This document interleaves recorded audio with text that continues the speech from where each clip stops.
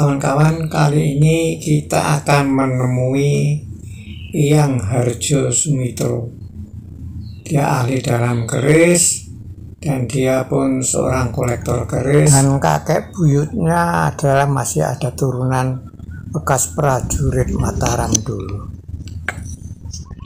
Baiklah, sekarang saya akan menerangkan satu persatu jenis dan era-eranya keris ini.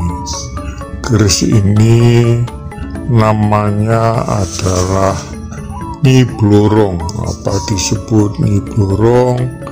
Karena di pangkal bawah itu ada kepalanya seorang putri yang terkenal dengan nama Nyi Blorong. Jadi di ekornya itu yang bagian lancip, kepalanya itu di bawah. Ini adalah era awal kerajaan Mataram. Ini adalah kebanggaan para senopati-senopati perang zaman dulu. Nah, kalau ini anaknya, ini namanya naga siluman, nogo siluman. Ini kesini juga dari pegangannya para senopati yang untuk berperang. Sekarang tergantung yang membawa itu bagaimana karakternya. Nah, kalau ini anaknya, ini keris dari Blambangan. Blambangan itu di Jawa Timur, pojok bawah, jadi Banyuwangi itu masih ke timur. Di sini ada kerajaan Blambangan. Ini keris dari kerajaan Blambangan bernama Kiai Celepuk, berpamor Banyumili, berlekuk 13. Kalau ini adalah keris dari kerajaan Pajajaran, dari kerajaan Kadirebonan. Ini keris cukup tua, juga yang dimiliki oleh para senopati-senopati perang untuk mempertahankan diri ataupun mempertahankan negerinya, kerajaannya. Zaman dulu peperangannya itu adalah langsung berhadapan-hadapan, tidak main peta umpet, tidak main sembunyi. Jadi sama-sama jantan, ma ini dadaku, mana dadamu. Jadi harus adu kekuatan dan adu kesaktian, dan strateginya tuh harus sesuai dengan era peperangan zaman dulu.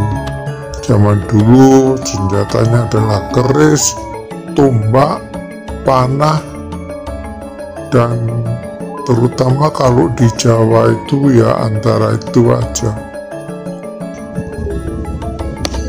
Ketahuilah ya naknya, pusaka-pusaka zaman dulu itu termasuk keris, tombak, panah, dan lain-lainnya itu bertuah ya, karena andalan yang untuk peperangan itu hanya fisik dan ilmu-ilmu kebatinannya.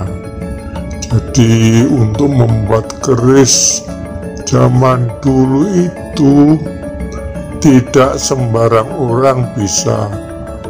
Jadi harus melakukan tapa brata, istilahnya kalau sekarang tuh puasa. Jadi dia yang itu mempungku itu cari wangsit, istilahnya seperti cari wahyu, cari wangsit bagaimana membuatnya. Dan wangsit itu berasal dari mana tidak tahu kita. Zaman dulu masih zaman kerajaan, masih Hindu, Islam belum berkembang. Jadi mungkin kalau orang sekarang itu mungkin dari roh-roh halus itu, untuk supaya bisa masuk ke dalam keris itu, sehingga keris itu menjadi sakti dan sesuai dengan permintaan empu yang membuatnya itu. Keris untuk berperang, bertabiat yang keras, berangasan. Ada yang bertabiat halus untuk ageman, untuk perjalanan keselamatan di zaman dulu. Dan demikianlah yang bawa semua wawancara ini kami dengan Eyang Harjo Sumitro, seorang kolektor keris.